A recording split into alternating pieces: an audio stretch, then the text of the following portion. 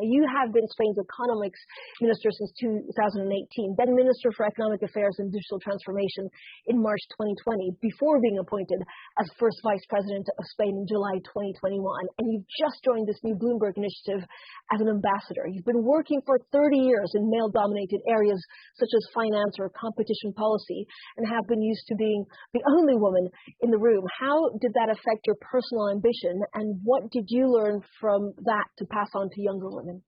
Yes, indeed, you're very right. Thank you very much for the invitation, Francine. I'm delighted to participate in this event and to carry the flag of women in these areas, including finance. Because indeed, for 30 years, throughout my whole career, I've mostly worked in areas which were male-dominated.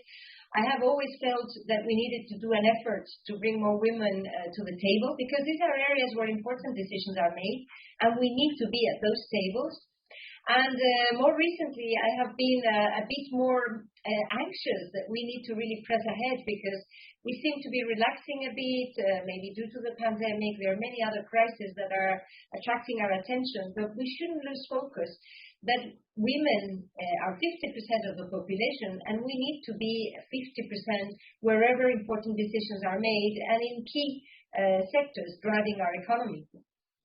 We've seen recently, I guess, more women appointed as finance ministers in EU governments. Women leaders in the financial sector as a whole, though, still lag behind other sectors. Why do you think that is? And again, based on your own experience, what kind of advice would you give to the younger generation? Indeed, I am very pleased that there are more women around the table in the Eurogroup and ECOFIN family. For a long time, I was the only woman, then Christine Lagarde, and then some others have joined, the minister from the Netherlands, from Luxembourg, from Estonia, Lithuania, Finland. And that does make a difference in terms of the dynamics of the discussion. So I think we enrich diversity in general, enriches discussions, and leads us to better decision-making processes. That's why I'm such a strong advocate. And my advice to younger women would be twofold. On the one hand, I would say do not take anything personally. Business-related discussions, meetings and situations, just take them as a professional situation, and do not feel taken aback because something is maybe uncomfortable at a certain point. And then my second advice is do not let anyone let you feel that you are less intelligent, less able, or that your remarks are less important or relevant than others, because this is also a feeling, that sometimes we may get in these kind of discussions, but women are just as smart as men, and our remarks are just as appropriate, intelligent, and interesting as those made by the rest of humanity. Why do you think there's a problem with women in finance? Is it that women are not attracted to it? Is it at university level, or is it they drop out of finance? Is there something scary about finance? It's very difficult to pinpoint at what point in their career it either doesn't work out, or they're just not attracted to it, or they drop out. It is true that there are some professions, some areas. It's not only finance. For example, science. We see that there's an underrepresentation of women in the area of STEM studies. And this is where the jobs of the future will be created. And digitalization also. And I think that many times what happens is that women think this is not interesting because money, finance, long working hours, lots of stress. Also, when it comes to digital, the stereotype is of this man that spends 24 hours in front of a screen, and that maybe is not so interesting. But I think the key lesson here and the key message I would convey is these are sectors, areas, responsibilities where important decisions are made, which determine the future of your country, of Europe, the future of the economic situation. And that means growth, but it also means prosperity and welfare for citizens. And we need to be present in those decision-making places and moments. How can successful women like you provide role models for young women? We don't have many role models. Well, we have more and more, and Francine, with all due respect, I think you are a role model too. I think that seeing you on the screen talk about very complicated matters, and bringing them through as relevant, and also clarifying them and explaining them with clear words, I think that is also a very important role you're playing, and many journalists in these areas. But I think there are more and more women. And seeing a group of leaders right now, I mentioned already Christine Lagarde, of course, President von der Leyen, Kristalina Georgieva, before, of course, Angela Merkel. We see more and more women that get together. And I think an important message and example they give is that they help each other. They cooperate, they try to help women come up, and I think that makes us stronger, obviously. But that also, I think, is a sign of leadership. It certainly is. The EU Employment and Social Affairs Ministers last week reached a pretty important milestone by unblocking this long-standing agreement on the so-called Women on Boards Directive, a proposed EU legislation really aiming to set a quantitative target of having 40% of non-executive director positions held by members of the underrepresented sex, of 40% on the boards of listed companies. Are quotas the way forward?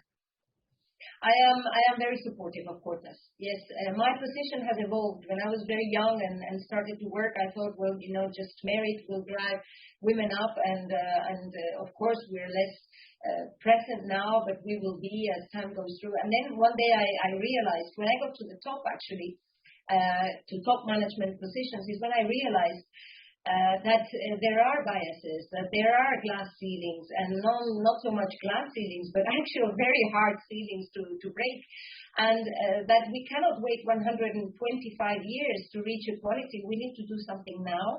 And quotas are game changers. They are a shock in the system. They provide more women in an organization, and that creates a snowball effect that makes it much more natural that women are at the table, that women express their views, that they participate in the decision-making process.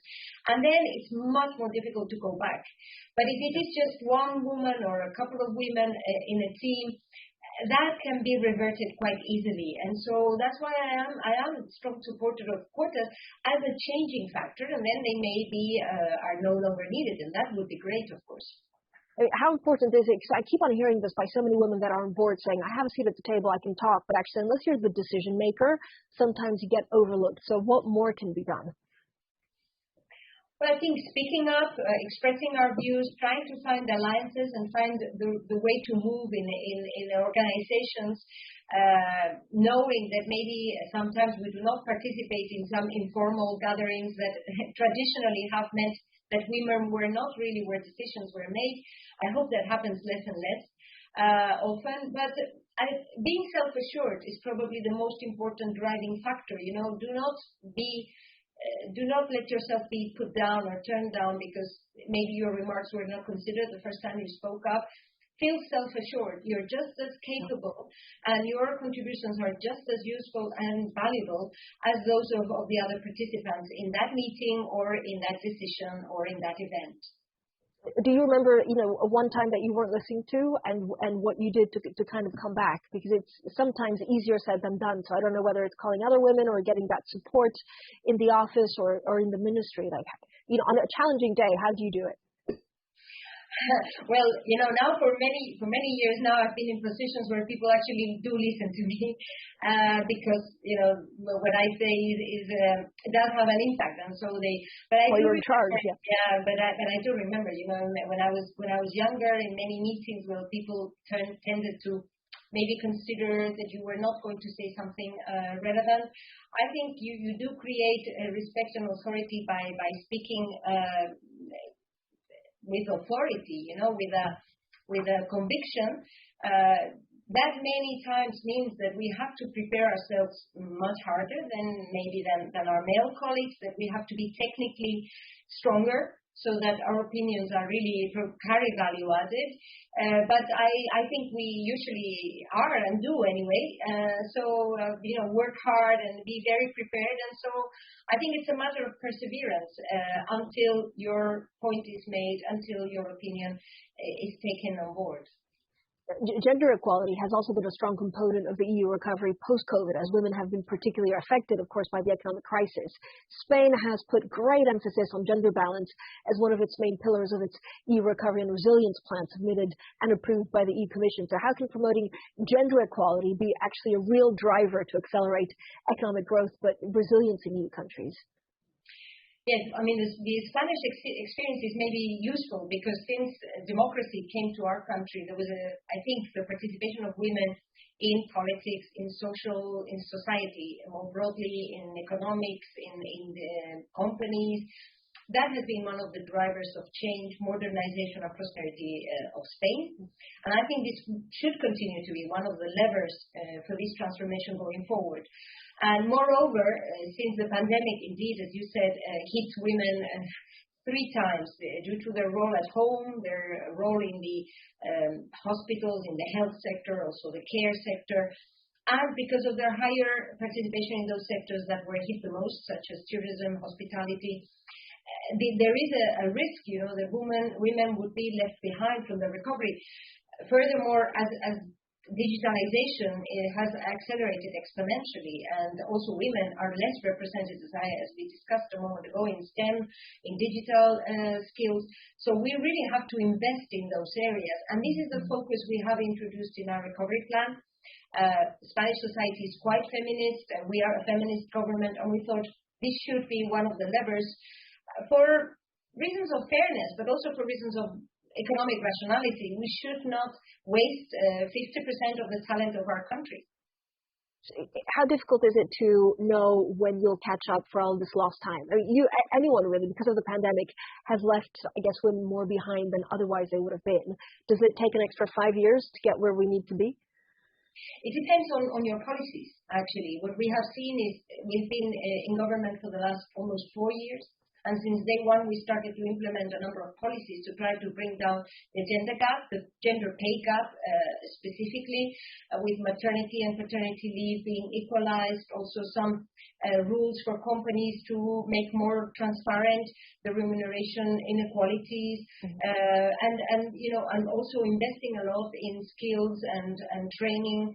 And this is already having an impact. Actually, the pay gap has gone down. Spain is now one of the countries with the smallest, the less relevant, the smallest pay gap, I would say. We've also taken measures to try to limit the gap when it comes to pensions, which is after the whole career. Then what about poverty in old age? And these measures we see are already having an impact. Also, the safety nets that were deployed during the pandemic and the labor market reform that has just been implemented is going to affect more the young and women, which are usually the most vulnerable workers. And we already see that indefinite contracts have a higher share. And so this is going to also drive forward these equal opportunities policies. So I do think that economic policy decisions matter, and they do have an impact in terms of accelerating gender equality. As one of the most well-respected women leaders, what's the best piece of advice you've ever received? Oh, okay. I think the advice that has played a more important role in my life has been that has given me self-assurance. That has given me the feeling what you're saying makes sense, your ideas matter, and